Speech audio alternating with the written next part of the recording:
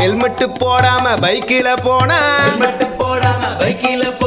பழுக்கின்னு விழுந்தா கோயிந்தா கோயிந்தா ஹஸ்பண்ட் பெட்ரூம்ல மச்சிஞ்சி இருந்தா பொண்டாட்டி பார்த்தா கோயிந்தா கோயிந்தா யூடியூப் இன்ஸ்டாவை பேன் பண்ணிட்டா இன்ஃப்ளூயன்சர்ஸ் எல்லாம் கோயிந்தா கோயிந்தா கருப்பு பணத்தை பதுக்கி வச்சிருந்தா ரைடு வந்தா கோயிந்தா கோயிந்தா எடுக்கிற சினிமா ஒழுங்கா ஓடலன்னா ப்ரொடியூசர் நிலைமை கோயிந்தா கோயிந்தா